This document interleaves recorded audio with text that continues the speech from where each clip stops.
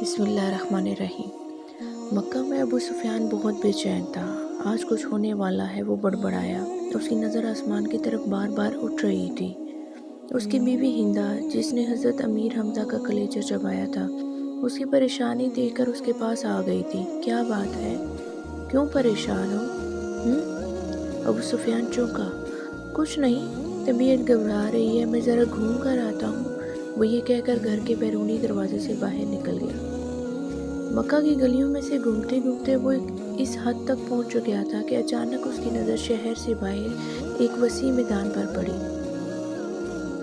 ہزاروں مشعلیں روشن تھیں، لوگوں کی چہل پہل ان کی روشنی میں نظر آ رہی تھی، اور بنبناہٹ کی آواز تھی، جیسے سینکڑوں لوگ دھیمی آواز میں کچھ پڑھ رہے ہوں۔ اس کا دل دھک سے رہ گیا تھا۔ اس نے فیصلہ کیا کہ وہ قریب جا کر دیکھے گا یہ کون لوگ ہیں۔ اتنا تو وہ سمجھ ہی چکا تھا کہ مدینہ کے لوگ تو غفلت کی نیند سو رہے ہیں، اور یہ لشکر یقیناً مکہ پر چڑھائی کے لیے ہی آیا ہے۔ وہ جاننا چاہتا تھا یہ کون لوگ ہیں۔ وہ آہستہ آہستہ اونٹ لیتا اس لشکر کے کافی قریب پہنچ چکا تھا۔ کچھ لوگوں کو اس نے پہچان لیا تھا، یہ اس کے اپنے ہی لوگ تھے جو مسلمان ہو چکے تھے اور مدینہ ہجرت کر چکے تھے۔ اس کا دل ڈوب رہا تھا۔ وہ سمجھ گیا تھا یہ لشکر مسلمانوں کا ہے، اور یقیناً محمد صلی اللہ علیہ وسلم اپنے جانساروں کے ساتھ مکہ آ پہنچے۔ وہ چھپ کر حالات کا جائزہ لے ہی رہا تھا کہ کب سے کسی نے اس کی گردن پر تلوار رکھ دی۔ اس کا اوپر کا سانس اوپر اور نیچے کا نیچے رہ گیا تھا۔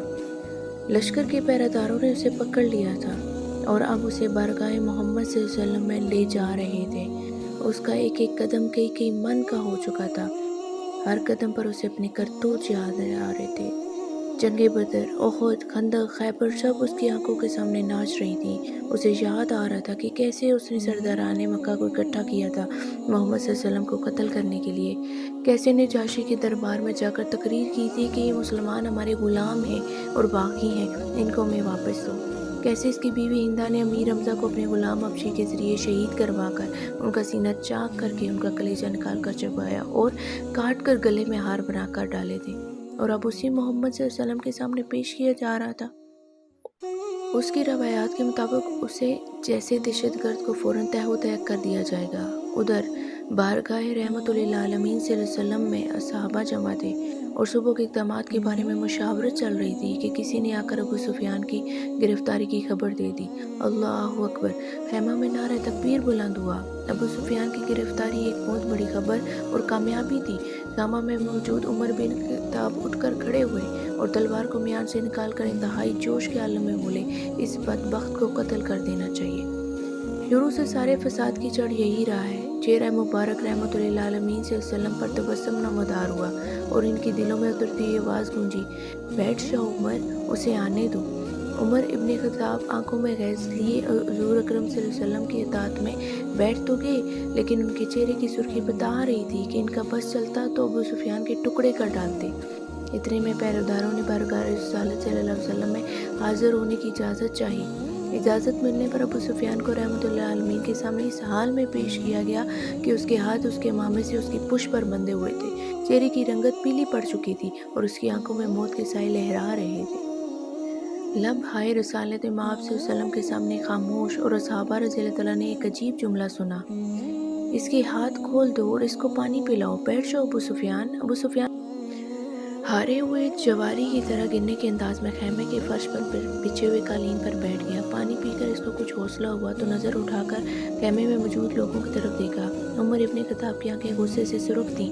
ابو بکر بن قحافہ کی آنکھوں میں اس کے لیے افسوس کا تاثر تھا۔ عثمان بن عفان کے چہرے پر عزیزداری کی ہمدردی اور افسوس کا ملا جلا تاثر تھا۔ علی ابن ابو طالب کا چہرہ سپاٹ تھا۔ اسی طرح باقی تمام صحابہ کے چہروں کو دیکھتا دیکھا آخر کار اس کی نظر حضرت محمد صلی اللہ علیہ وسلم کے چہرے مبارک پر آ کر ٹھہر گئی، جہاں جلالت اور رحمت کے خوبصورت امتزاج کے ساتھ کائنات کی خوبصورت ترین مسکراہٹ تھی۔ کہو ابو سفیان، کیسے آنا ہوا؟ اور ابو سفیان کے گلے میں جیسے آواز ہی نہیں رہی تھی۔ بہت ہمت کر کے بولا، میں اسلام قبول کرنا چاہتا ہوں۔ یا رسول اللہ صلی اللہ علیہ وسلم، یہ شخص مکاری کر رہا ہے، جان بچانے کے لیے اسلام قبول کرنا چاہتا ہے۔ مجھے اجازت دیجیے، میں آج اس دشمن ازلی کا خاتمہ کر ہی دوں۔ ان کے منہ سے کف جاری تھا۔ بیٹھ جاؤ عمر، رسالت مآب صلی اللہ علیہ وسلم نے نرمی سے پھر فرمایا۔ بولو ابو سفیان، کیا تم واقعی اسلام قبول کرنا چاہتے ہو؟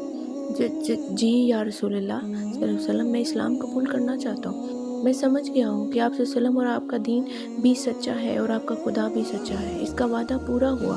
میں جان گیا ہوں کہ صبح مکہ کو فتح ہونے سے کوئی نہیں بچا سکے گا۔ چہرہ رسالت میں آپ صلی اللہ علیہ وسلم پر مسکراہٹ پھیلی۔ ٹھیک ہے ابو سفیان، تو میں تمہیں اسلام کی دعوت دیتا ہوں اور تمہاری درخواست قبول کرتا ہوں۔ جاؤ، تم آزاد ہو۔ صبح ہم مکہ میں داخل ہوں گے۔ انشاءاللہ میں تمہارے گھر کو، جہاں آج تک اسلام اور ہمارے خلاف سازشیں ہوتی رہیں، جائے امن قرار دیتا ہوں۔ جو تمہارے گھر میں پناہ لے لے گا وہ محفوظ ہے۔ ابو سفیان کی آنکھیں حیرت سے پھٹتی جا رہی تھیں اور مکہ والوں سے کہنا، جو بیت اللہ میں داخل ہو گیا اس کو امان ہے، اور جو اپنی کسی عبادت گاہ میں چلا گیا اس کو امان ہے، یہاں تک کہ جو اپنے گھروں میں بیٹھا رہا اس کو امان ہے۔ جاؤ ابو سفیان، جاؤ اور جا کر صبح ہماری آمد کا انتظار کرو اور کہنا مکہ والوں سے کہ ہماری کوئی تلوار میان سے باہر نہیں ہوگی، ہمارا کوئی تیر ترکش سے باہر نہیں ہوگا، ہمارا کوئی نیزہ کسی کی طرف سیدھا نہیں ہوگا جب تک کہ کوئی ہمارے ساتھ لڑنا نہ چاہے۔ ابو سفیان نے حیرت سے محمد صلی اللہ علیہ وسلم کی طرف دیکھا اور کانپتے ہوئے ہونٹوں سے بولنا شروع کر دیا، اشہد ان لا الہ الا اللہ و اشہد ان محمدن عبدہ و رسولہ۔ سب سے پہلے عمر بن خطاب آگے بڑھے اور ابو سفیان کو گلے سے لگایا، مرحبا اے ابو سفیان، اب سے تم ہمارے دینی بھائی ہو گئے ہو، تمہاری جان مال ہمارے اوپر ویسے ہی حرام ہو گیا ہے جیسا کہ ہر مسلمان کا دوسرے پر حرام ہے۔ تم کو مبارک ہو کہ تمہاری پچھلی ساری خطائیں معاف کر دی گئیں اور اللہ تبارک و تعالیٰ تمہارے پچھلے گناہ معاف فرمائے۔ ابو سفیان حیرت سے خطاب کے چہرے کو دیکھ رہا تھا۔ یہ وہی تھا کہ چند لمحے پہلے جس کی آنکھوں میں اس کے لیے شدید نفرت اور غصہ تھا اور جو اس کی جان لینا چاہتا تھا، اب وہی اس کو گلے سے لگا کر بھائی بول رہا ہے۔ یہ کیسا دین ہے؟ یہ کیسے لوگ ہیں؟ سب سے گلے مل کر اور رسول صلی اللہ علیہ وسلم کے ہاتھوں پر بوسہ دے کر ابو سفیان خیمے سے باہر نکل گیا۔ بہت دہشت گرد ابو سفیان، جس کے شر سے مسلمان آج تک تنگ تھے، انہی کے درمیان سے سلامتی سے گزرتا ہوا جا رہا تھا۔ جہاں سے گزرتا اس اسلامی لشکر کا ہر فرد، ہر جنگجو، ہر سپاہی جو تھوڑی دیر پہلے اس کی جان کے دشمن تھے، اب اسے آگے بڑھ بڑھ کر اسے مصافحہ کر رہے تھے، اسے مبارکباد دے رہے تھے، خوش آمدید کہہ رہے تھے۔ اگلے دن مکہ شہر کی حد پر جو لوگ کھڑے تھے، ان میں سب سے نمایاں ابو سفیان تھا۔ مسلمانوں کا لشکر مکہ میں داخل ہو چکا تھا۔ کسی ایک تلوار، کسی ایک نیزے کی نوک، کسی ایک تیر کی نوک پر خون کا ایک قطرہ بھی نہیں تھا۔ لشکر اسلام کو ہدایات مل چکی تھی کہ کسی کے گھر میں داخل مت ہونا، کسی کی عبادت گاہ کو نقصان مت پہنچانا، کسی کا پیچھا مت کرنا، عورتوں اور بچوں پر ہاتھ نہ اٹھانا، کسی کا مال نہ لوٹنا۔ بلال حبشی آگے آگے اعلان کرتے جا رہے تھے، مکہ والوں، رسول خدا صلی اللہ علیہ وسلم کی طرف سے آج تم سب کے لیے عام معافی کا اعلان ہے۔ کسی سے اس کے سابقہ مال کی باز پرست نہیں کی جائے گی۔ جو اسلام قبول کرنا چاہے وہ کر سکتا ہے، جو نہ کرنا چاہے وہ اپنے سابقہ دین پر رہ سکتا ہے۔ سب کو ان کے مذہب کے مطابق عبادت کی کھلی اجازت ہوگی۔ صرف مسجد الحرام اور اس کی حدود کے اندر بت پرستی کی اجازت نہیں ہوگی۔ کسی کا ذریعہ معاش چھینا نہیں جائے گا، کسی کو اس کی اراضی و جائیداد سے محروم نہیں کیا جائے گا۔ غیر مسلموں کے جان و مال کی حفاظت مسلمان کریں گے۔ ہندا اپنے گھر کے دروازے پر کھڑی لشکر اسلام کو گزرتے دیکھ رہی تھی۔ اس کا دل گواہی نہیں دے رہا تھا کہ حضرت حمزہ کا قتل اس کو معاف کر دیا جائے گا، لیکن ابو سفیان نے تو رات کو یہی کہا تھا کہ اسلام قبول کر لو، سب غلطیاں معاف ہو جائیں گی۔